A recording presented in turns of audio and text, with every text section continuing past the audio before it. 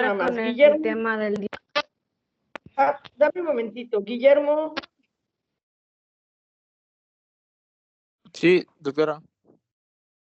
tu número de alumno es Mi 12001943, tu matrícula. No, doctora, esa matrícula no es mía. Ok. Dime tu matrícula. Mi matrícula es A 160 170 24. Ok, listo. Entonces ahorita te agrego, ¿de acuerdo? Muchas gracias, doctora. Continúa ahora sí, una disculpa.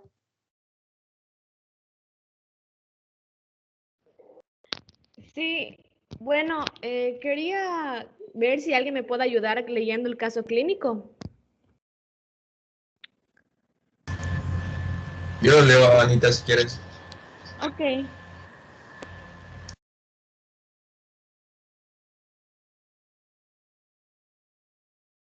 Mujer gestante de 39 años, multípara, embarazada de 32 semanas, que acude a urgencias refiriendo sensación de tensión abdominal intermitente, moderadamente dolorosa, de 4 horas de evolución.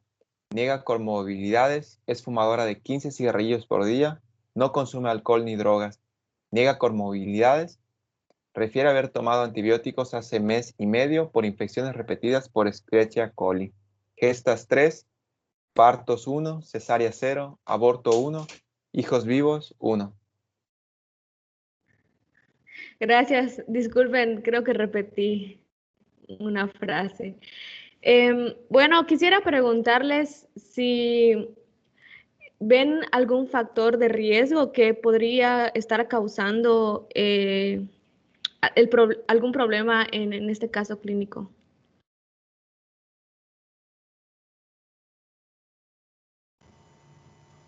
La edad.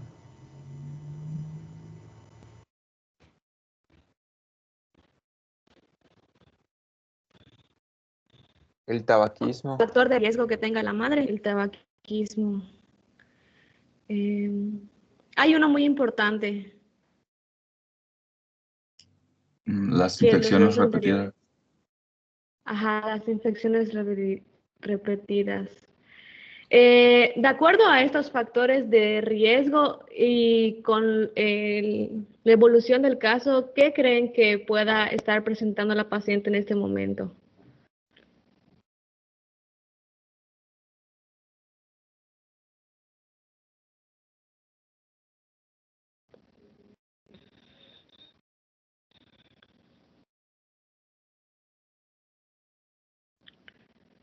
Bueno, por la tensión abdominal que tiene y el dolor que presenta, podríamos decir que ya es como un inicio de trabajo de parto, ¿no? Ujú. Pero, ajá, el trabajo de parto. Pero ¿Y habría qué? que evaluar antes. Mande. O sea, habría que hacer la evaluación igual, pero pues Ajá, por esos datos podríamos pensar eso, creo yo.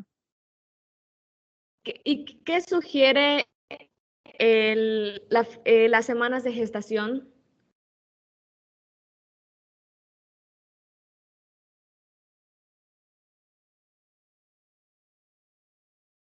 Pues las semanas de gestación que tiene aún no son de término, entonces sería algo prematuro. Ujú. Ok. No sé si quiere agregar algo más, doctora, antes de que haga la siguiente pregunta.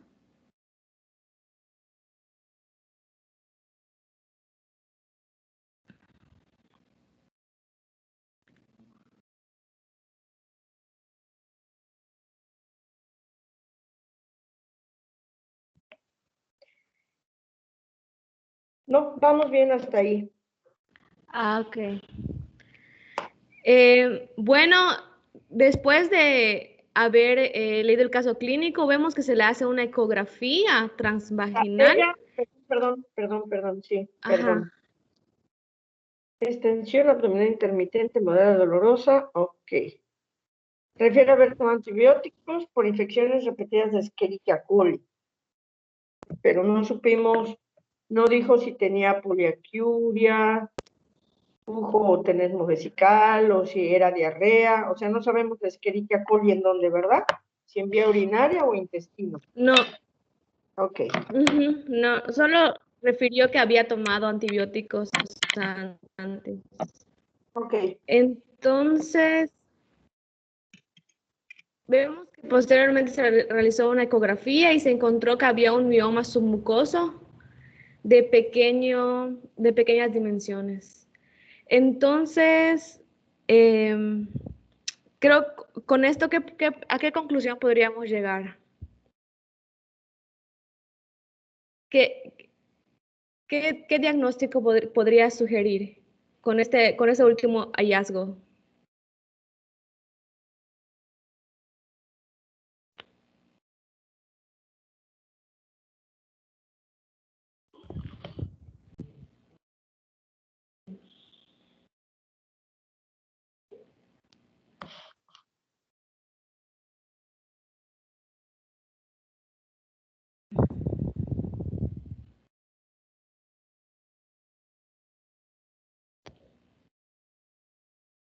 ¿Nadie?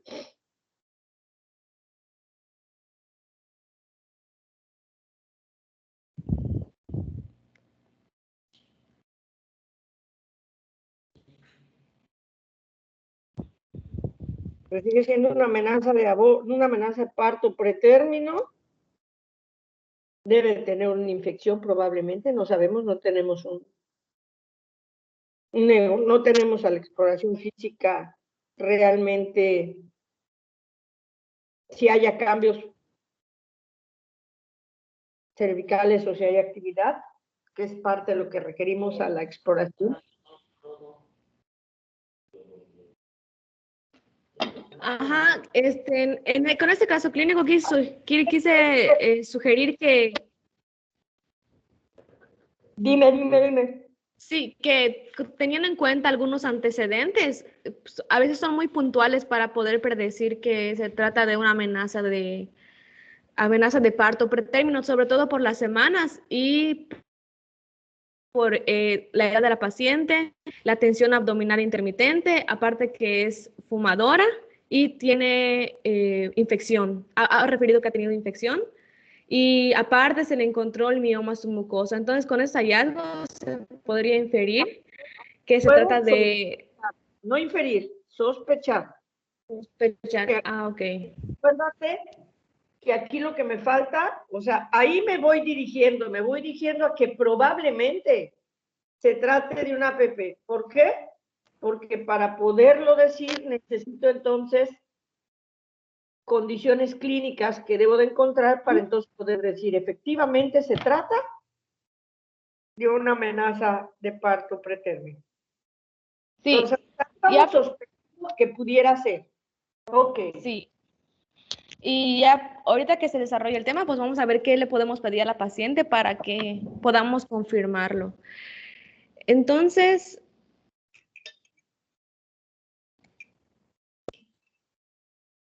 me avisan si se cambia la presentación.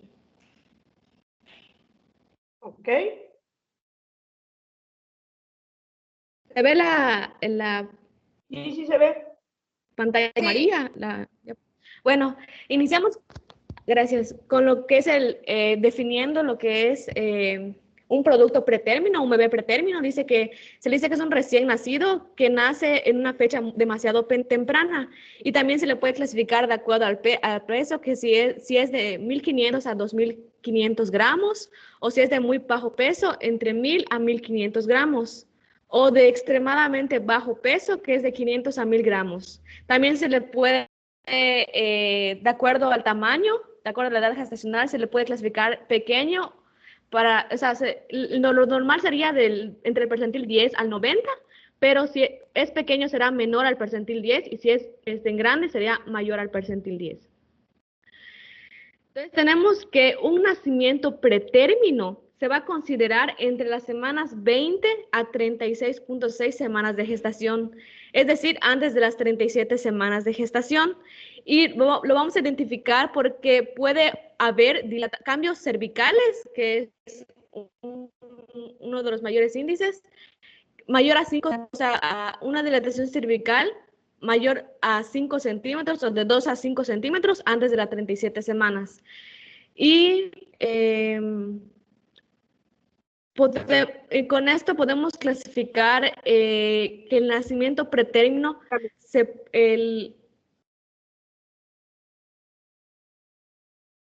Hay que aclarar una cosa. Estamos hablando de parto pretérmino y vamos a tener también la amenaza, ¿sí? Ajá, sí. Entonces, la amenaza es cuando puede haber actividad y modificaciones cervicales. ¿Sí? Y parto pretérmino, es decir, el que ya sabemos que va a ser parto es porque ya rebasen los 5 centímetros. Ahí ya no vamos a hablar de amenaza de parto pretérmino. Ah, ok. Sí, Porque sí, entonces, creo. más adelante del índice tocolítico, que lo tienes que tocar, vamos a ver que con 5 centímetros y de acuerdo al índice que nos explicarás, va a haber ya una contraindicación de uteroinhibición. Entonces, siempre que haya solamente modificaciones y no más de 2 a 3 centímetros, vamos a considerar amenaza de parto pretérmino. A partir de 5 centímetros antes de las 37 semanas ya es parto pretérmino, ya no es amenaza, ya es parto pretérmino. Ok. Bueno, aquí vemos arribita la clasificación de acuerdo a las semanas, cuando es un pretérmino extremo, que es de menor a 28 semanas, pretérmino moderado de 29 a 32, y el pretérmino... Eso es para el feto. Ajá, para el feto. Sí, sí, para el feto ya que cuando haya lo hemos clasificado. En cuanto a la morbilidad, ¿por qué es importante saber cuando un feto es prematuro? Ya que va a tener muchas causas, muchas comorbilidades que jueguen en contra de él para su viabilidad fuera del útero, ya que hay inmadurez en lo que son sus órganos y el umbral de viabilidad oscila entre los 20 a 26 semanas de gestación, y el hecho de que nazca prematuro es la causa número 1 de mortalidad en el mundo tras el primer mes de vida. O sea que tiene muchas probabilidades de morir al nacer.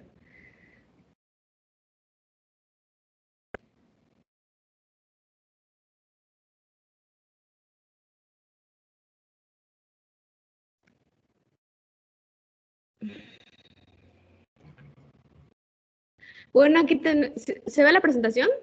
¿Cambió la diapositiva? Sí, ya cambió, dice causas. Ok, las causas, las principales 4 causas que sugieren el riesgo a que haya un parto pretérmino son 4. La primera es el trabajo de parto espontáneo inexplicado con membranas intactas. La segunda es que haya ruptura prematura de membranas. La tercera es parto por indicaciones materno o fetales. Y el último es que haya gemelos o nacimientos múltiples, o que haya multiparidad. En cuanto ahorita vamos a ver qué sugieren cada una de estas. En cuanto al trabajo pretérmino espontáneo, puede ser causado por una distensión uterina, por el estrés materno-fetal, cambios cervicales prematuros e infección. O sea, el trabajo de pretérmino espontáneo puede deberse a esas 4 causas, y ahorita vamos a ver qué es lo que causan, por qué produce el parto pretérmino estas causas. Primero tenemos la distensión uterina, que puede ser causado principalmente por polindramios o embarazos múltiples, ya que sabemos que cuando hay un embarazo múltiple o gemelar, lo principal es que el crecimiento uterino es mayor para la edad gestacional, y eso va a causar que se comiencen a expresar proteínas asociadas a contracciones, que es lo que tenemos como CAP. Esas proteínas van a causar que se induzca la maduración temprana del cuello de la matriz, y lo que se va a producir posteriormente como un borramiento, o sea, se va a empezar a abrir, ¿no?, el canal de parto. Y esto va a ocurrir principalmente por una cascada endocrina fetal y placentaria. Más adelante les voy a poner un diagrama para que lo podamos entender, que es cuando se aumenta la concentración liberadora de la hormona de corticotropina y estrógenos, que eso hace que aumente las proteínas asociadas a contracciones y por consecuente, pues haya lo que es la maduración del cuello de la matriz. Otro factor es el estrés materno-fetal. Hay muchos factores estresantes, ya que como es la violencia psicológica, puede estar causado por la obesidad, diabetes, el hecho de que tenga infecciones, pueden igual afectar a lo que es el feto.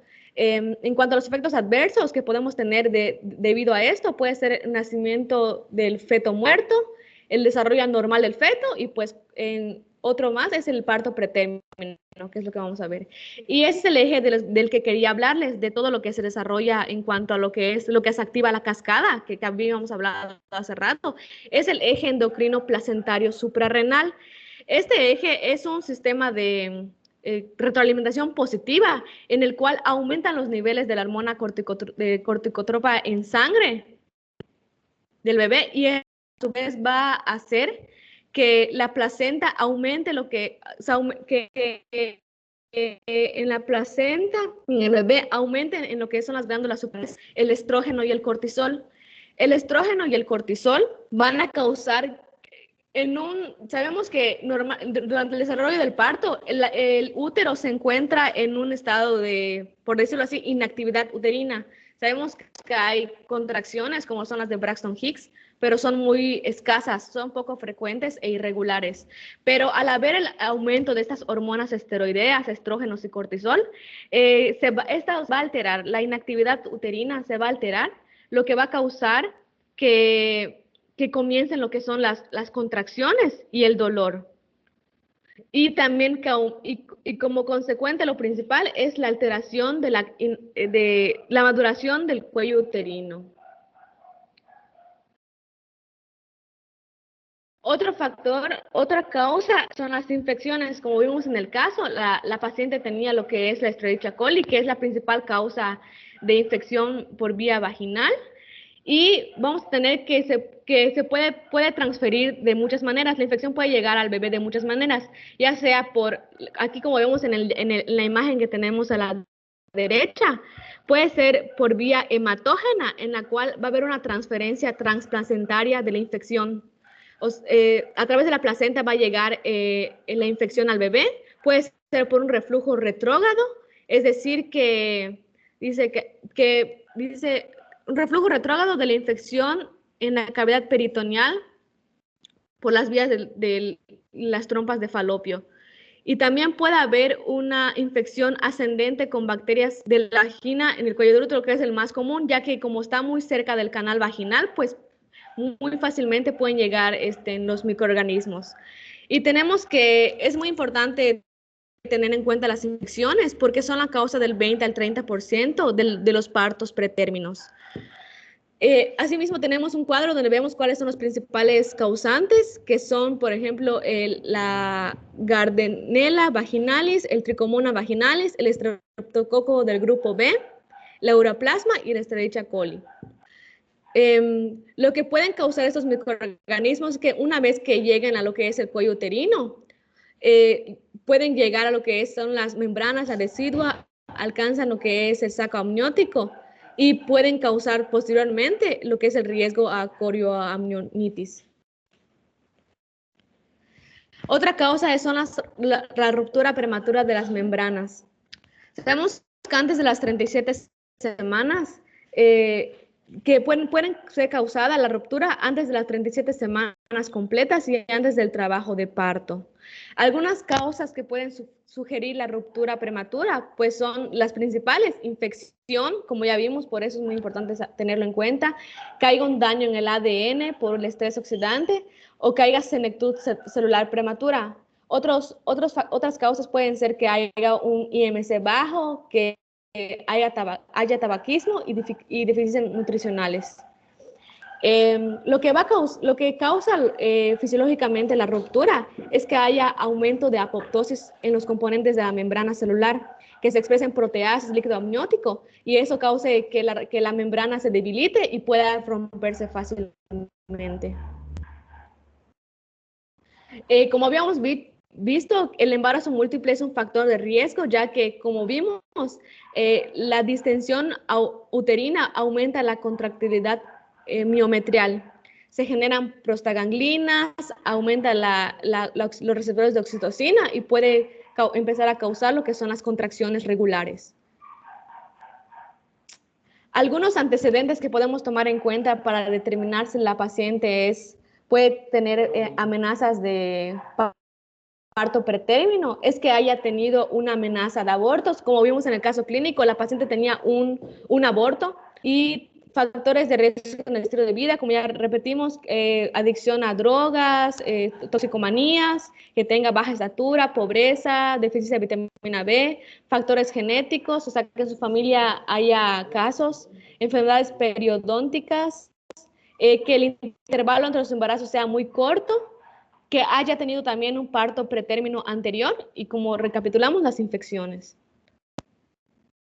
En cuanto al diagnóstico, como habíamos visto, como la doctora mencionó, lo que es la amenaza de aborto se va a dar cuando hay un borramiento de lo que es el canal o del cérvix de 2 a 3 centímetros.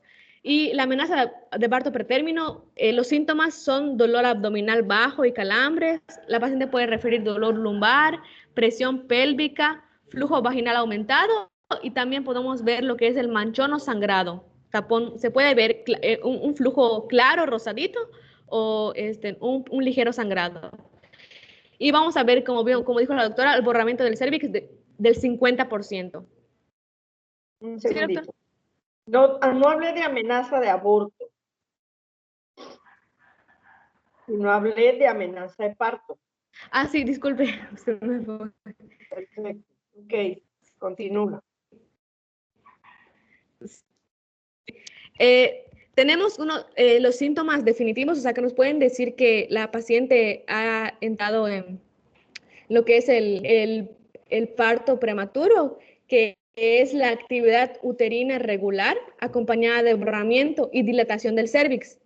El diagnóstico lo vamos a hacer cuando hay actividad uterina de entre las 20 y 37 semanas de gestación, o sea, antes de las 37 semanas. Documentamos, mejor dicho, la exploración, lo que son la intermitencia de lo que son las contracciones. Es decir, que cuando encontremos de 6 o 8 contracciones en 1 hora o 60 minutos, podemos sugerir que ya ha entrado en...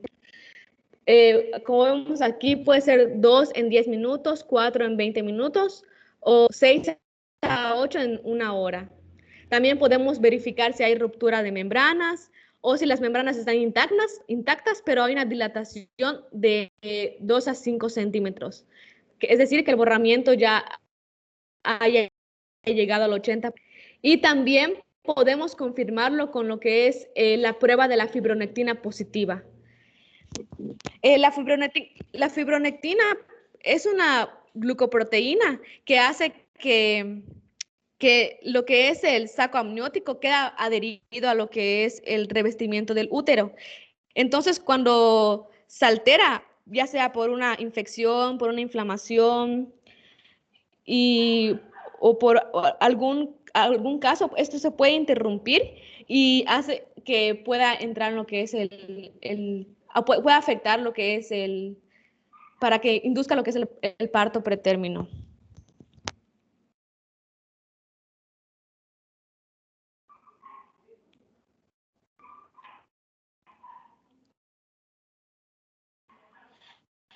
Ahora bien, hay algo que se le debe hacer a la paciente cuando llega y sospechamos que tiene una amenaza de parto. Esto es lo que había comentado la doctora, que es el índice tocolítico de Grunberg-Baumgarten. Y el índice este índice tocolítico nos va a ayudar a clasificar cómo se encuentra el útero, cómo está evolucionando la actividad uterina. Y vamos a ver que nos va a ayudar son 4 parámetros que mire, que son las contracciones, la ruptura prematura de membranas, si hay hemorragia o sangrado y dilatación. Y de acuerdo a la puntuación que le demos a la paciente una vez que se haya hecho la exploración, pues vamos a ver el tratamiento que vamos a abordar. Ahí vemos en el cuadro de abajo que dice grado 1, índice tocolítico de 1 a 4 puntos. Vamos a sugerir lo que es el reposo, porque realmente es una amenaza muy leve. En el grado 2, y ahí vamos a encontrar o clasificar un índice de 5 a 10 puntos. Ahí vamos a aplicar lo que son ya los tocolíticos, que es la uteroinhibición parenteral. En el grado 3, pues ya va a haber un índice tocolítico mayor, será a 10 puntos y va a mejorar vamos a tener que aplicar lo que son maduradores fetales para evitar la hipoxia. Ahorita vamos a ver qué es lo que vamos a aplicar en estos casos. ¿Hay algo que quiera agregar, doctora, en lo del índice tocolítico? No, está muy bien. Nada más vean ustedes entonces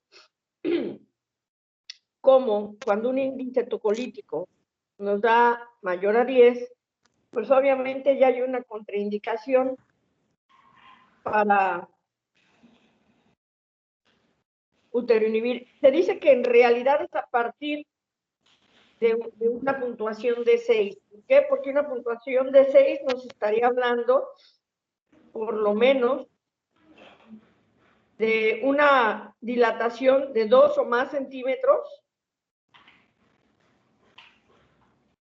y con actividad importante. Y obviamente este índice, no sé si lo vas a decir más adelante, finalmente este puntaje lo que nos dice es el porcentaje que tenemos de posibilidad de poder detener ese parto pretérmino, es decir, el éxito que pueda tener nuestra tocólisis para que ese bebé en ese momento no nazca.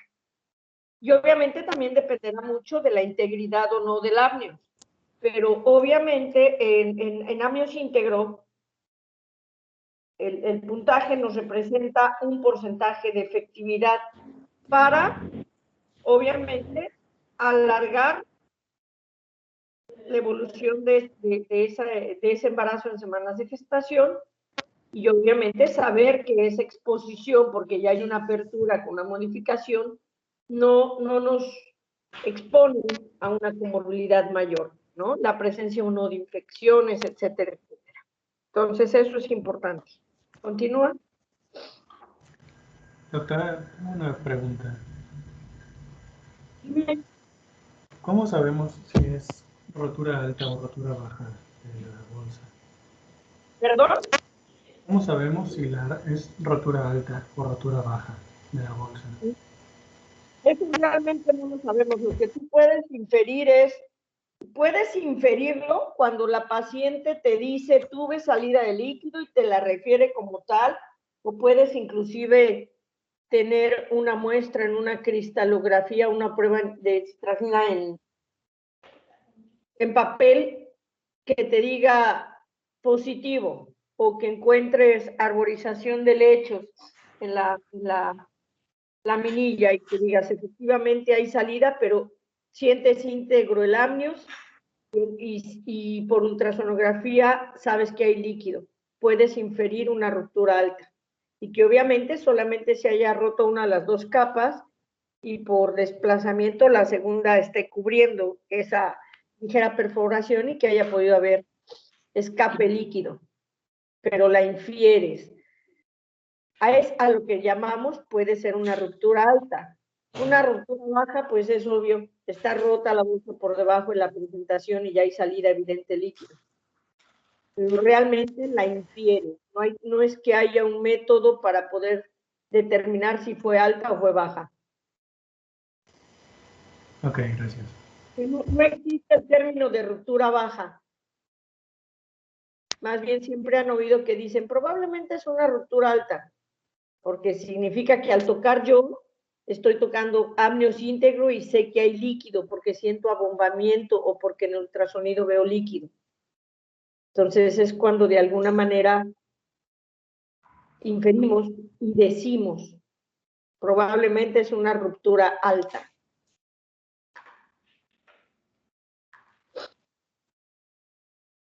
Adelante. Bueno, un tratamiento profiláctico para prevenir lo que es el parto pretérmino es el cerclaje cervical. El cerclaje cervical se usa principalmente cuando se observa que la madre tiene un cuello uterino corto. Entonces, para evitar posibles riesgos, se hace como profilaxis el cerclaje. O bien que tenga una amenaza de parto, se realiza. Y pues prácticamente es el cerclaje. Fíjate lo que pusiste, para que no entendamos que el cerclaje es tal cual un tratamiento de parto pretérmino, porque así como lo mencionas, pareciera que es una indicación. Tal cual, no. Entonces, es un procedimiento que va a beneficiar a aquellas pacientes con un historial de pérdidas recurrentes del segundo trimestre o mediados del tercer trimestre. Pérdidas recurrentes. No partos pretérmino, pérdidas recurrentes. Y además aquellas que ya tengan insuficiencia o insuficiencia cervical o lo que conocíamos como incompetencia ísmico-cervical. Ok. Entonces, en este momento está embarazada, está teniendo amenaza parto pretérmino, le hacemos ultrasonido, le encontramos un cuello corto, tiene todo ese historial, está indicado en cerclaje. Pero si fuera una primi con cuello acortado y demás, no está indicado un cerclaje. ¿Y quedó claro? Okay. O sea, sí puede entrar como parte de la profilaxis solo en este tipo de pacientes que ya tienen antecedente de pérdida recurrente o de abortos del segundo, pérdidas recurrentes en el tercer trimestre, al inicio mediados del tercer trimestre, y o pérdidas recurrentes, abortos en el segundo trimestre. Porque sabemos que como consecuencia pueden tener insuficiencia cervical o incompetencia ísmico-cervical. Ok, gracias, doctora. Bueno, en cuanto al tratamiento que le podemos dar a la paciente cuando no ha habido ruptura de membranas y es una amenaza de parto espontáneo, podemos aplicar lo que son ciertos tipos de medicamentos. Primero vamos a verificar se cambió. Si hay contracciones y si hay, o sea, hay que verificar las contracciones y los cambios cervicales, ¿de acuerdo? Eso vamos a ver cómo lo vamos a clasificar. Si hay contracciones, pero no hay cambios cervicales, podemos indicar lo que es reposo, hidratación, se revalora a la paciente cada hora y hay que mantener reposo prácticamente y vigilar si hay cambios posteriormente cervicales o no. Cuando ya hay un borramiento mayor al 80%, es decir, que ya la dilatación es de hasta 5 centímetros, es cuando están indicados los tocolíticos. Ahorita vamos a ver que hay contraindicaciones, pero se prescriben lo que son los tocolíticos, corticoides si la gestación es menor a 34 semanas, antibióticos, pero hay que verificar igual si hay infección. Y este punto igual, doctora, no sé si está, porque había leído que sí, que si no progresa, no se mantiene, pero igual leí que sí se mantiene, así que no sé, por 48 horas. Otra vez. El último punto de que dice acá, si no progresa, se mantiene por 48 horas, lo que son los tocolíticos. Pero no, en la GPC leí que no se mantienen.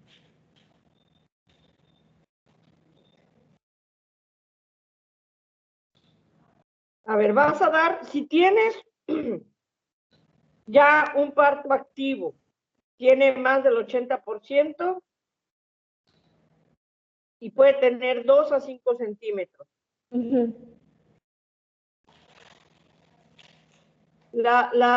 Los tocolíticos se deben de mantener al menos 48 horas porque es lo que requieres para, en el pretérmino, ¿qué es lo que vas a buscar? Tratar de madurar, que pase la latencia de madurez y en los casos necesarios dar protección, neuroprotección. Y requieres al menos 48 horas. Obviamente, si dentro de ese tiempo del inicio de la maduración, la paciente ya llegaron las 48 horas, o sea, lo continúas 48 horas que cubres este tiempo. No ha progresado, ya lo retiras.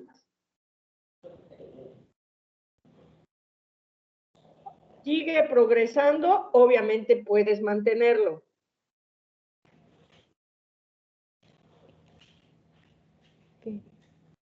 O sea, a lo que se refiere el mantenimiento es, por ejemplo, el esquema con un medicamento en particular que es el atosiban, antagonista oxitocina, tiene un esquema que cumple precisamente 48 horas y lo terminas y ya, y tiene buena respuesta.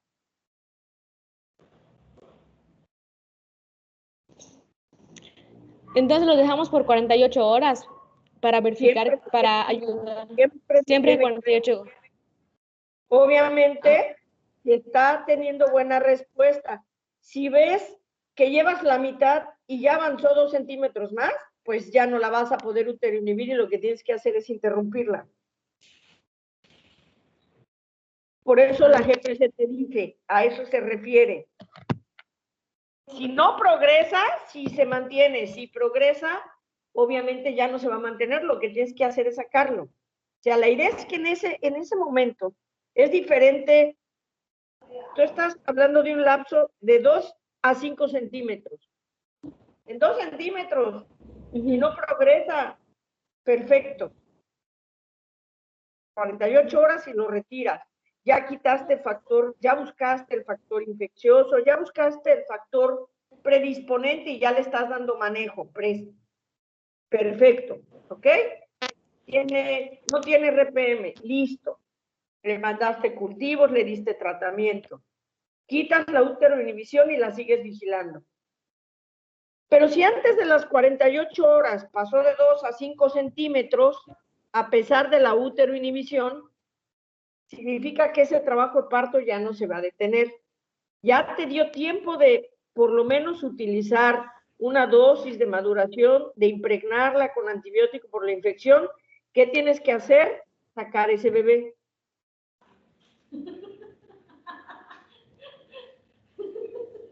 Ok. Sí, ahora Sí, sí. Sí.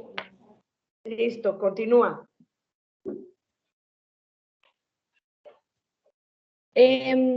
Bueno, como acaba de decir la doctora, pues acaba de mencionar que si ya avanzó lo que es el aumento de los centímetros cervicales, pues lo mejor sería interrumpir, porque los tocolíticos pues no van a evitar el parto pretérmino, pero lo podrían retrasar, ¿no? Entonces hay ciertas contraindicaciones, ya sean fetales o maternas. Las fetales serían que haya muerto el feto, que haya una malformación fetal, que haya pérdida del bienestar fetal o que el embarazo sea mayor a 37 semanas. Y en cuanto a las maternas, sería que haya hipertensión, que son la preeclampsia o eclampsia grave, la infección intrauterina, hemorragia materna, o que la paciente padece alguna patología y el fármaco no está indicado en ese caso. Y uno de los 4 fármacos indicados principalmente serían el atosiban, la ritodrina, la indometacina y el nifedipino. Aquí vemos en esta diapositiva qué es lo que realiza cada uno y la dosis que se debe aplicar. Atosiban, como dijo la doctora, tiene buena respuesta, dijo eso porque es un antagonista de la oxitocina. La indometacina está indicado, investigué que era en la amenaza de pretérmino menor a 32 semanas. Y el sulfato de magnesio, según el Williams, porque había leído en otras fuentes que no era indicado, pero dice que a dosis, altas dosis modifica la contractilidad y puede antagonizar también el calcio, haciendo que se retrase y funcionando como tocolítico también. Claro, hay que recordar, bueno, el ideal obviamente hoy día es el atosiban, pero desafortunadamente aquí a Lorán llegó apenas hace unos meses, no teníamos atosiban, había en el ISSSTE, en el IMSS a veces había, a veces no había. Es de muy buena respuesta, una dosis inicial en bolo o en ocasiones un bolo más pequeño subcutáneo y después las infusiones que tú le das,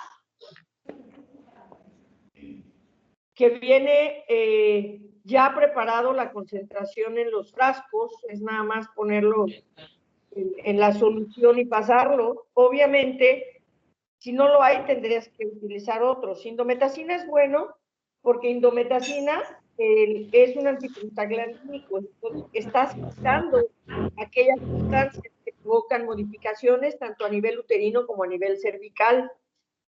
No más allá de las 32, a veces hasta las 34 semanas. ¿Por qué? ¿Quién me quiere decir por qué después de ese tiempo está contraindicado?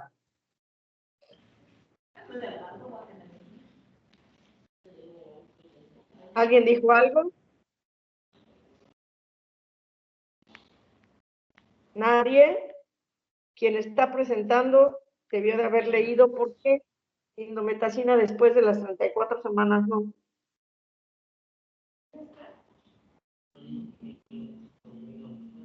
¿Lo leímos o no?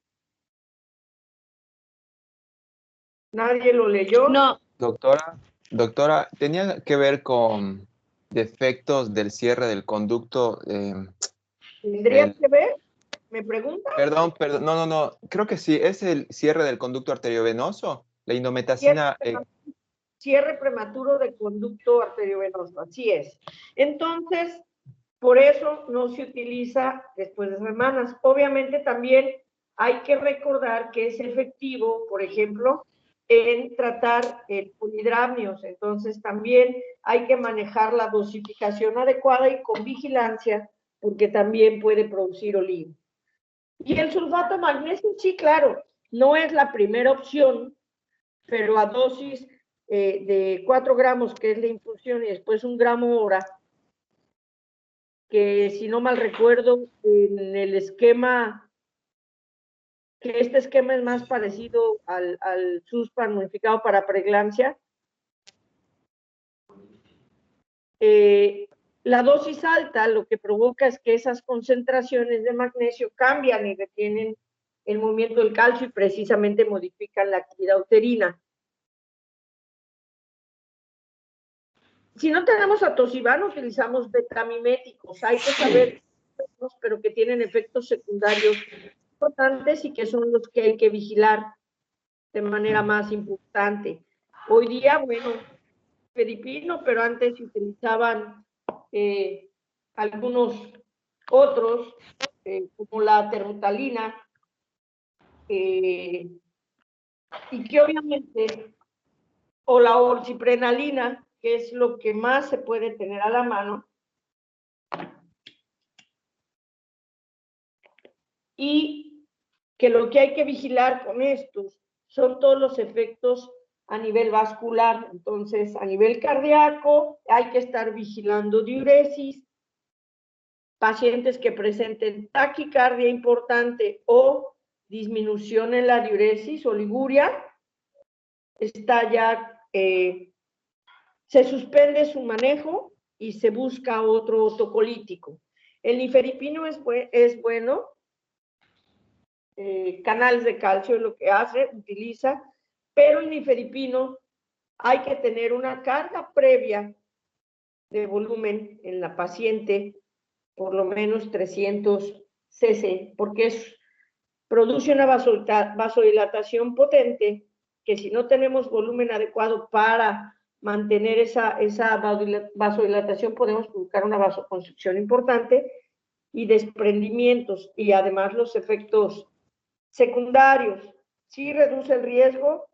Se empezó a utilizar por ahí de los años, perdón, 98 empezó sus inicios como tocolítico. Hoy día ya están reconocidos sus dosis a 30 miligramos, obviamente, vigilando también datos de hipotensión o algún otro dato importante.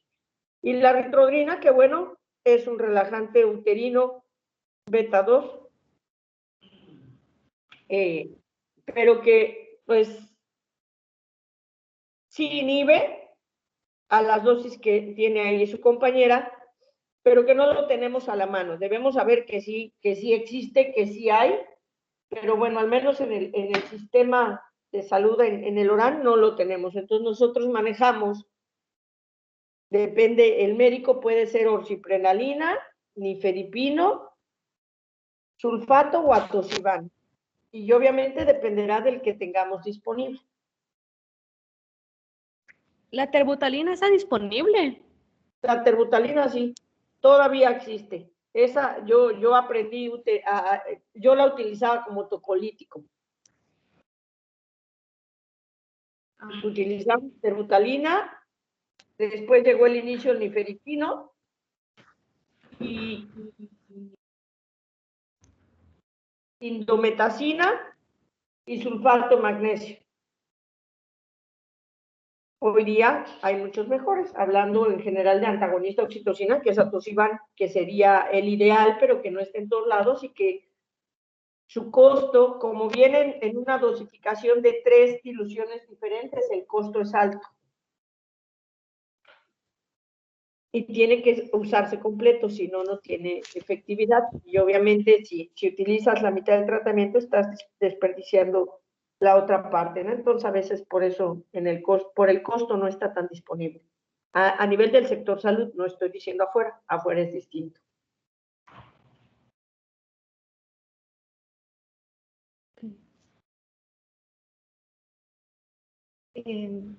Bueno, igual podemos antes sabemos que los esteroides van a estar prescritos o van a estar indicados entre las 24 a 34 semanas de gestación para que podamos esperar que es la maduración pulmonar, y los indicados son la betametasona y la dexametasona. Tenemos que la betametasona se aplica 12 miligramos intramuscular cada 24 horas, se aplican 2 dosis, y la dexa son 6 miligramos intramuscular, cada 12 horas serían 4 dosis. Y van a estar contraindicados cuando haya tuberculosis, porfiria o coriamnionitis. Si no tuvieras alguno de esos, te puedes utilizar también metilprednisolona. Pues hay un poco de... ¿Por qué? Okay. Hasta las 34 semanas. ¿Por qué no después?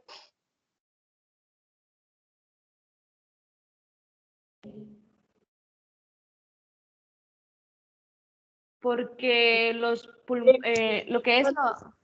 Hay que entender por qué en ese lapso.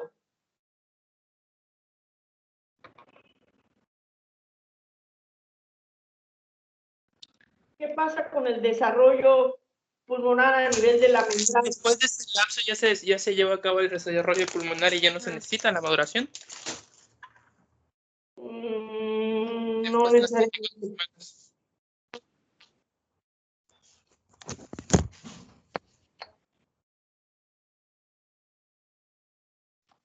Antes no va a haber respuesta, ¿no? ¿Se acuerdan del desarrollo en la membrana? ¿Quiénes son los encargados o qué estimula para el surfactante? O sea, ciertamente después de esa etapa, pues ya hay capacidad de los neumocitos tipo 2 de los cuerpos mamilares para poder liberar, de los cuerpos laminares, perdón, para poder liberar o producir surfactante. Antes no. Entonces, antes no vas a tener a quien estimular para ayudar a la producción de surfactante y después ya tiene la capacidad, pero también como un efecto secundario, a diferencia de la indometacina que va a provocar el cierre prematuro, el corticosteroide provocaría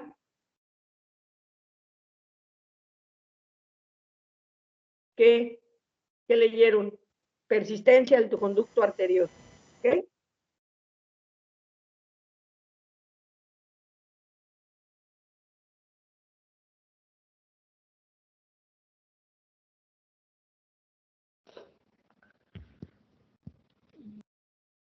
¿Quedó claro?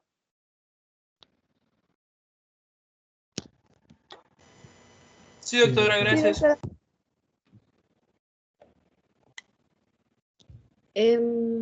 Bueno, otra indicación es los antibióticos, que su uso es un poco controvertido, pero no hay indicaciones para retrasar lo que es el parto, o sea, no se pueden utilizar.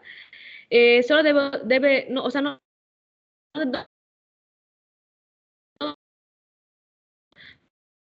en pacientes que se haya detectado que hayan estreptococo del grupo B. O sea, solo identificando que hay una infección, se deben aplicar y no para prolongar el embarazo. Y por último, ¿iba a comentar algo, doctora? No, continúo. Y por último, cuando ya es inevitable, se recurre a lo que es el parto, pero hay que tener en cuenta que como es un bebé prematuro, pues tenemos que saber aplicar lo que son las técnicas reanimadoras de acuerdo a la edad que tenga gestacional el producto. Y también, dice acá, los recién nacidos pretérmino tienen una matriz de sangrado germinal intracarnial que puede extender una hemorragia intraventricular más grave. Entonces hay que tener en cuenta todos esos riesgos que hay cuando ya ha comenzado el parto pretérmino. Ok. El antibiótico, en realidad sabemos que son diversas las causas para un parto pretérmino. Cuando no está asociado a infección de vías urinarias o a cervicovaginitis, sí hay agentes infecciosos que son los agentes causales y que requieren un manejo.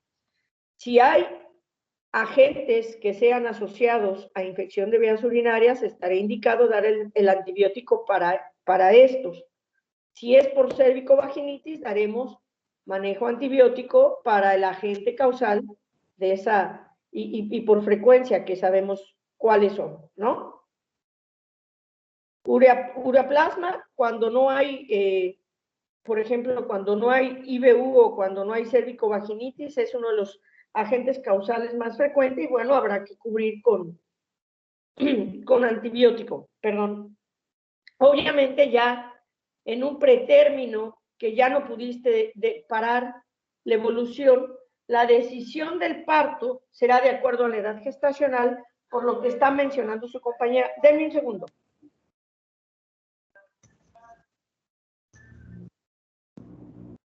Hola. Bueno.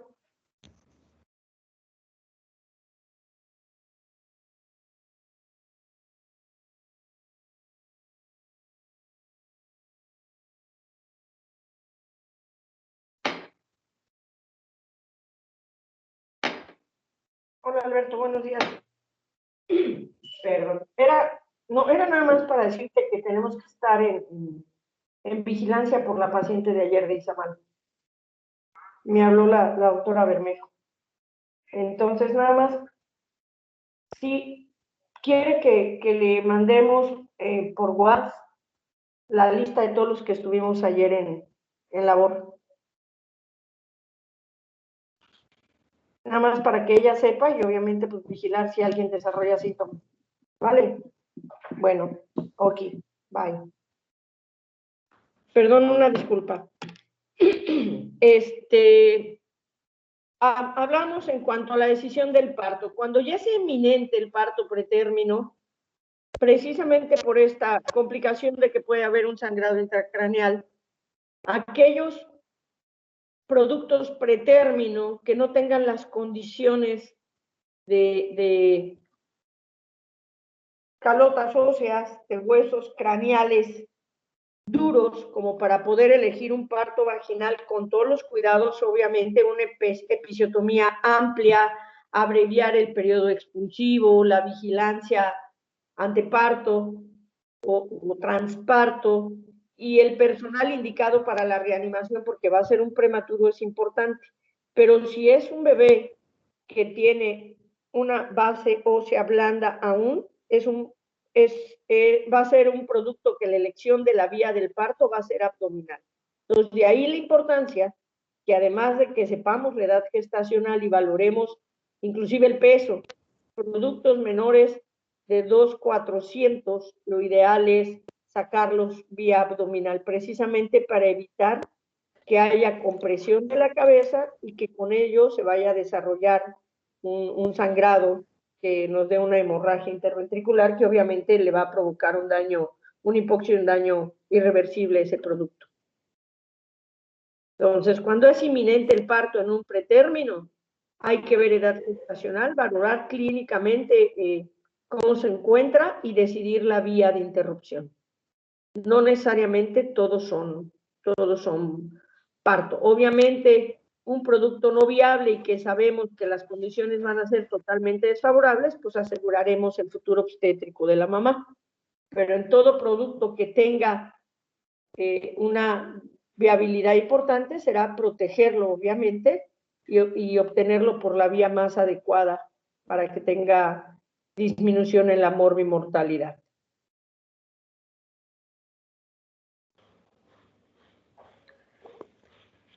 ¿Preguntas, Luna? Ok, pues.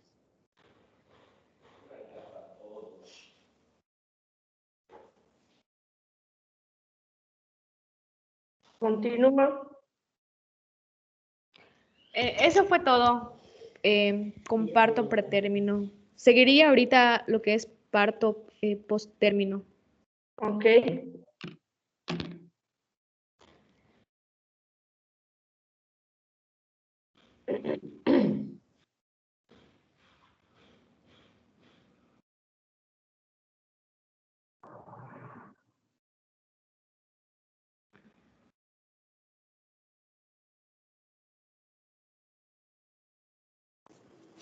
Buenos días.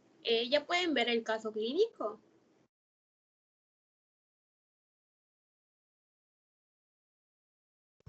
Sí se ve. Ok. Entonces iniciamos con el siguiente tema y les presento el caso clínico, que se trata de una paciente de 39 años que acude a emergencias obstétricas porque presenta un dolor en hipogastrio tipo contracciones que irradia a región lumbar y la intensidad es de leve a moderada y tiene un aproximado de 5 horas de evolución. La paciente niega alergia, consumo de hábitos tóxicos, etc. Entre sus antecedentes clínico-obstétricos es GESA 2, parto 1, aborto 0 y cesárea 0. Se realizó 5 controles prenatales, aplicó sus vacunas y acude por ese dolor con su ultrasonido de primer trimestre. Y pues se calcula que actualmente tiene 42.3 semanas de gestación. Se realiza monitoreo fetal y tiene 140 frecuencia cardíaca fetal. Dinámica uterina de 3 contracciones en 10 minutos de una duración de 30 segundos, por lo que se decide su ingreso. Entonces acá la pregunta es, ¿de qué diagnóstico ustedes sospechan?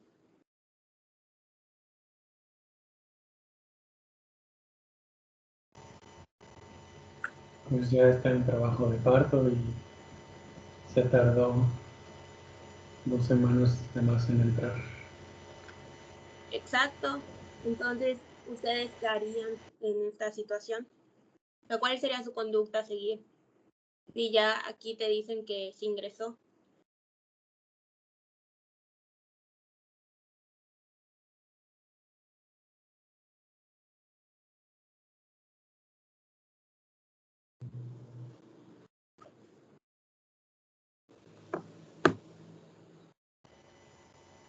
Pues ya solo es la conducción del parto y vigilar complicaciones, ¿no?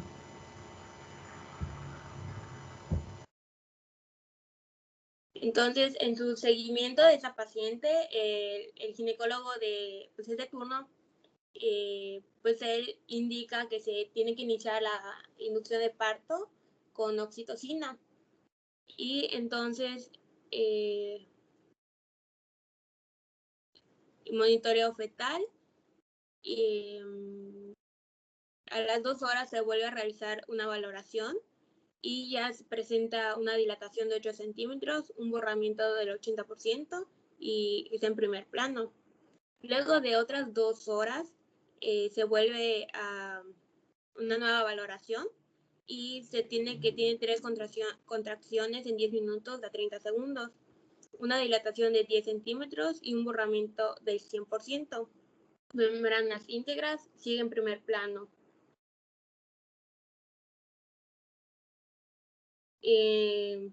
Entonces, la resolución de este caso fue que se decidió cesárea por un descenso de parto prolongado y se obtuvo producto bioúnico, fue masculino. Le dieron un Apgar de 8,9, perímetro cefálico de 48 y pesó 3.900 gramos.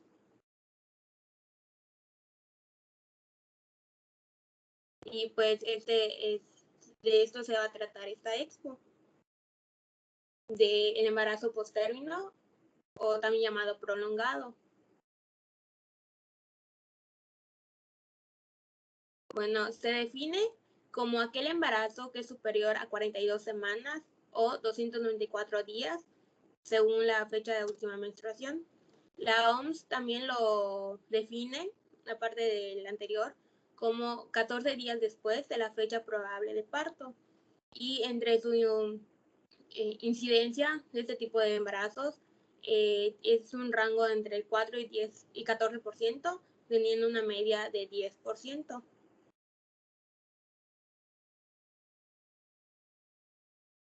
Bueno, en factores predisponentes tenemos a aquella paciente cuyo IMC es mayor o igual a 25, pero antes de embarazarse. También existen algunos genes maternos que predisponen. Y entre los factores fetales placentarios tenemos anencefalia, hipoplasia suprarrenal, deficiencia sulfatasa placentaria y aquellos pacientes que pues, son raza blanca o tienen diagnóstico de hipotiroidismo. Bueno, para empezar con el diagnóstico, tenemos que comenzar con datar la correcta edad gestacional, ya sea relacionando tanto la fecha de última menstruación y un ultrasonido, porque a veces es fallo humano y pues no se correlaciona esto bien y no da las fechas. Entonces sabemos que entre más temprano se realice el ultrasonido y se utilice la medición cefalocaudal, sobre todo en el primer trimestre, va a ser el método más exacto para establecer la edad gestacional adecuada y va a tener un margen de error entre 5 y 7 días. Pero pues en el cuadro amarillo vemos que entre más tarde se realice el ultrasonido, pues su margen de error va aumentando, llegando a ser hasta el tercer trimestre de 21 días, que pues ya es bastante. También como prevención mencionaba que se puede estimular el pezón para liberar oxitocina. También pues leí que se puede realizar la maniobra de Hamilton, que es mediante un tacto vaginal para despegar manualmente las membranas amnióticas unos 2 centímetros alrededor del orificio cervical. Y pues el propósito de esto es una liberación de prostaglandinas.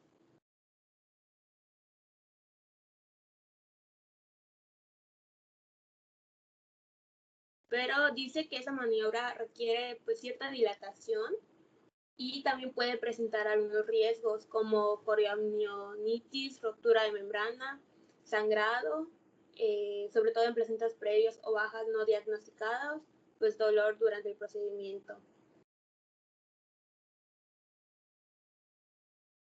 Doctora, ¿quiere agregar algo? Aquí es importante, esta maniobra hay que hacerla con sumo cuidado precisamente porque al despegar las membranas sí provocas cierta expulsión de moco, de mayor moco con sangre o un poco de sangrado, pero como estás tocando y estás tocando el cervix, estás separando las membranas, también puedes provocar efectos vagales, ¿no? Obviamente, claro, lo primero es saber que no haya una membrana, una placenta previa, porque entonces estaría contraindicado, por supuesto, pero estamos hablando del parto postérmino sin mayor,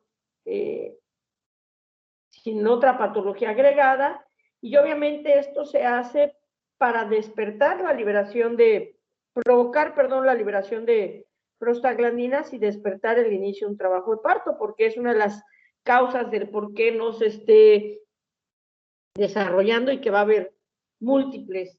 Y la manera en que podemos ayudar para empezar a evaluar una evolución adecuada del mismo es una maniobra de Hamilton. Y obviamente evaluar por qué, porque sí, ciertamente tú hablas de que el postérmino es aquel que rebasa las 42 semanas y en tu caso clínico que nos pusiste, bueno, tuvo una buena, aparentemente buena evolución en cuanto al borramiento y la dilatación, pero sin un descenso. Y ya por el peso, pues obviamente era un bebé macrosómico y que obviamente en los postérminos es uno de los riesgos, productos macrosómicos y el riesgo de una distocia de hombros. Pero, sin embargo, hay muchos otros riesgos previos que hay que evaluar en los embarazos postérmino. Cabe aclarar que si bien uno de tus compañeros cuando dijo, bueno, el diagnóstico ya está porque tiene 42, hay que meterle e inducirla. Normalmente este tipo de pacientes, ya hay descritos muchos artículos en la literatura que a partir de la semana, una vez que llegan a la semana 40 y entre la 40.5 y la 41.4, pueden alcanzar hasta un 50% de mortalidad fetal intraparto, porque al ser postérmino va a haber cambios a nivel placentario, disminución en la superficie de intercambio de flujo de oxígeno, y que estos bebés pueden llegar a tener procesos de hipoxia repetitivos precisamente porque tienen menor superficie de intercambio. Y que entre las 41.5 y las 42 semanas, es decir, de las 41.5 en adelante, alcanzan hasta el 70% de probabilidad de muerte transparto. Entonces, obviamente en estas pacientes lo que está indicado es hacer una prueba de tolerancia a la oxitocina o una prueba de trabajo de parto con vigilancia y evaluar la respuesta para saber si tenemos una buena reserva fetoplacentaria, obviamente una evaluación de la placenta con ultrasonido para ver que no esté senescente, que no esté ya envejecida, que no tenga calcificaciones que nos van a disminuir la superficie de intercambio y evaluar la respuesta del bebé para saber si vamos a poder dejar evolucionar a un trabajo de parto. Eso es sumamente importante. Continúa. Sí.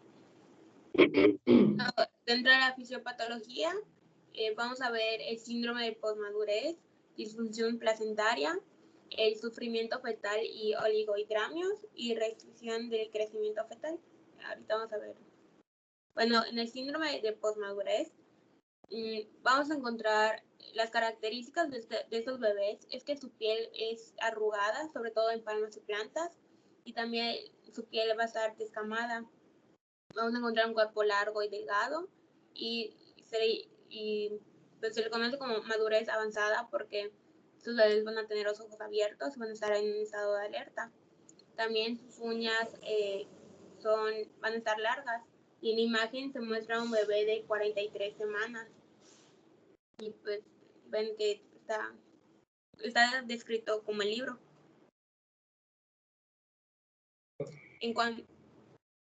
En cuanto a la disfunción placentaria, sabemos que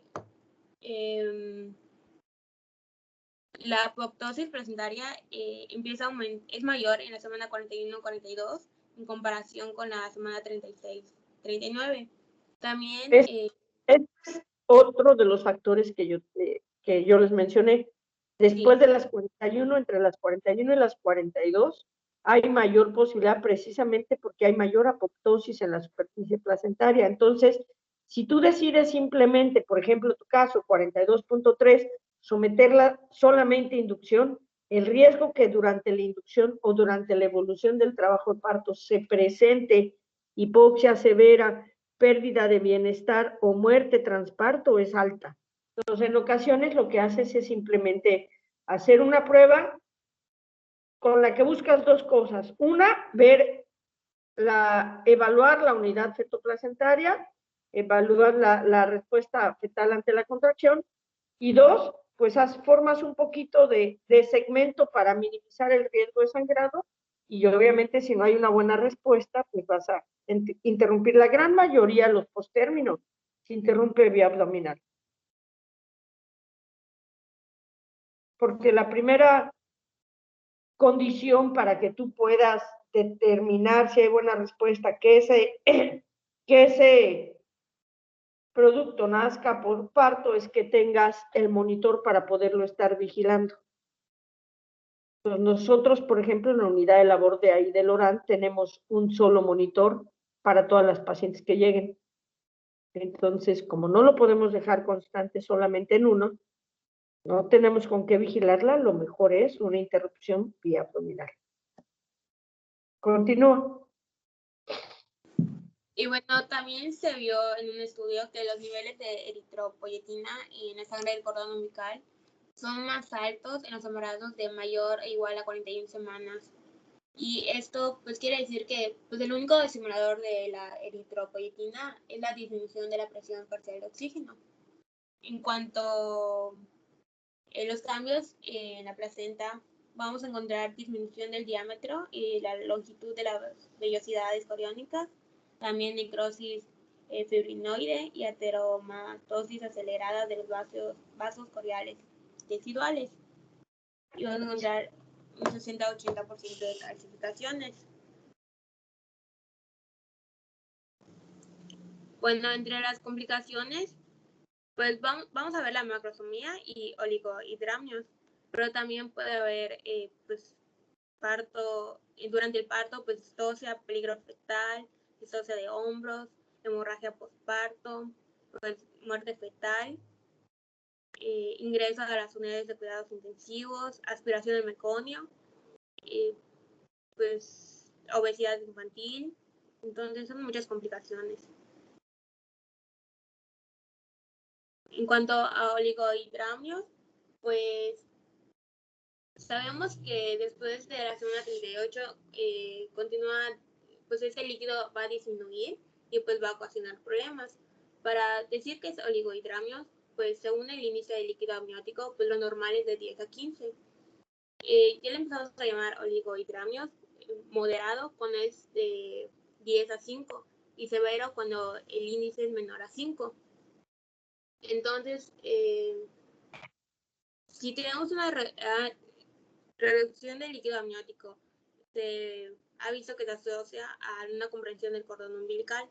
Y si también hay una liberación de meconio y una reducción del líquido, pues este meconio se puede volver espeso y viscoso, lo que puede ocasionar un síndrome de aspiración de meconio y causar más problemas.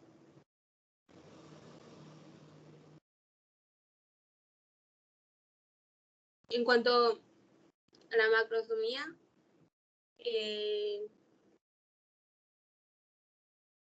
sabemos que el punto máximo de velocidad pues de aumento de peso fetal es a las 37 semanas, pero cierto porcentaje de fetos sigue aumentando su peso. Entonces, esto puede producir tanto distocia de hombros, asfixia fetal, parálisis del plexo braquial, fractura de húmero y después de, ya que nazca el bebé, pues estos bebés tienen mayor riesgo de presentar tanto hipoglucemia como hipotermia.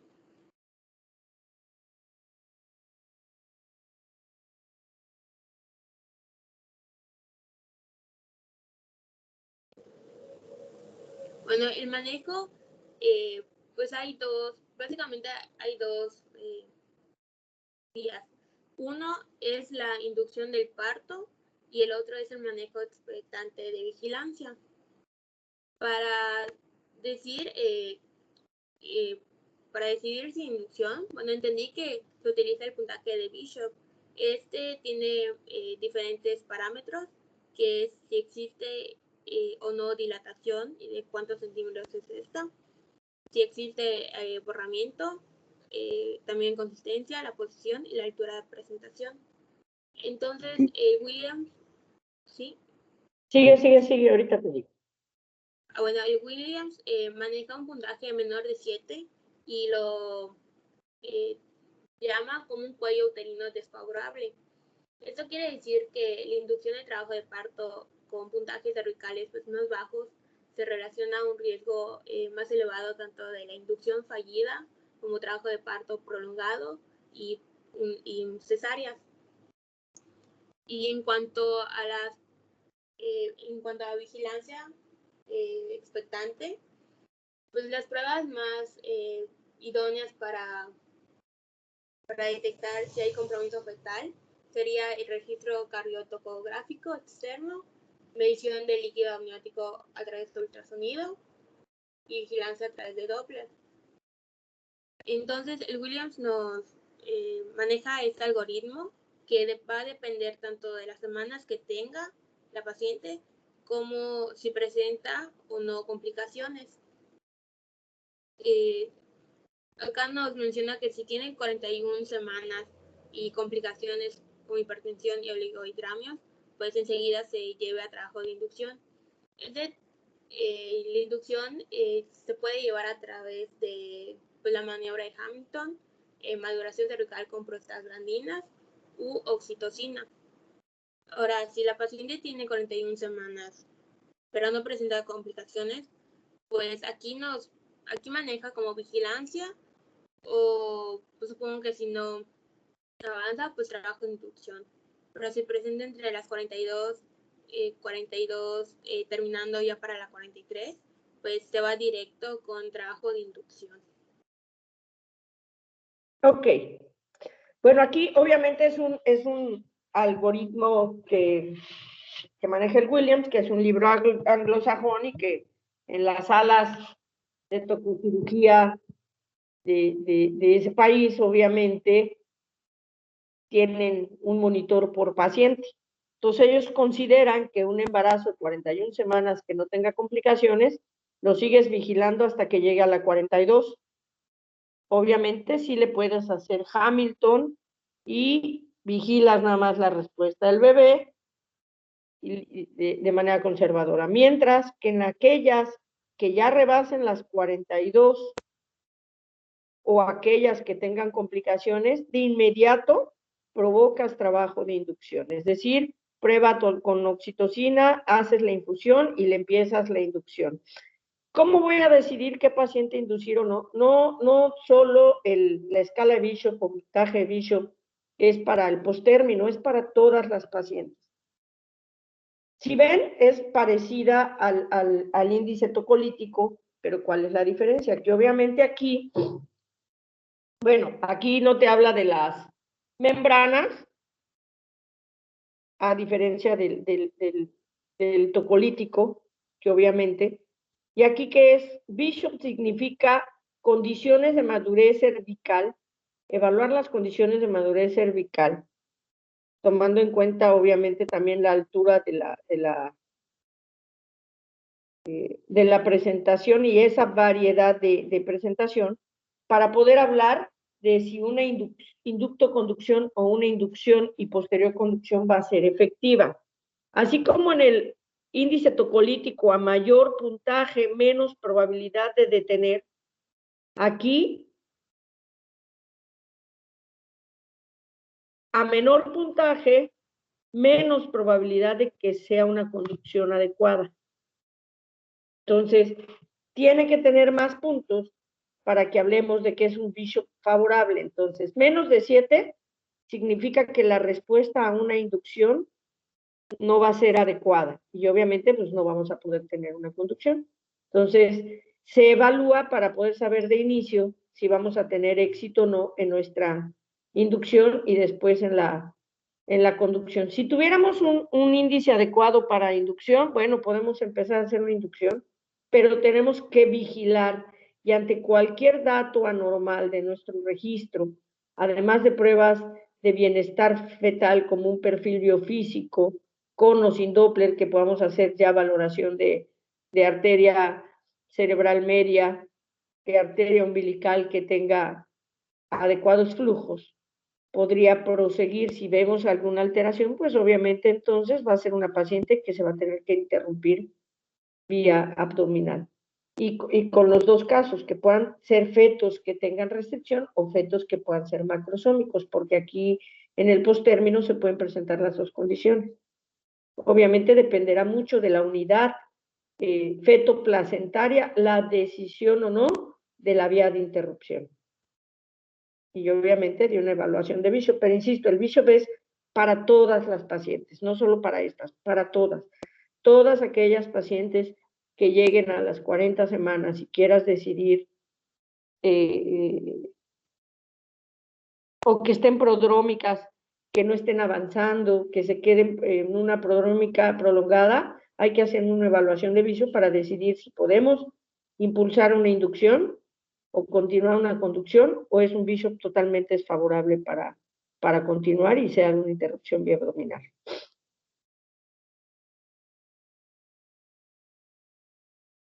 Continúa.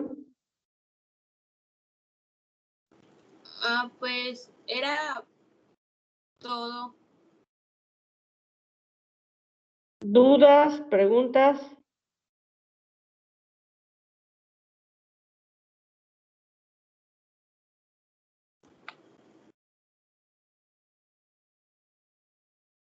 ¿Nada?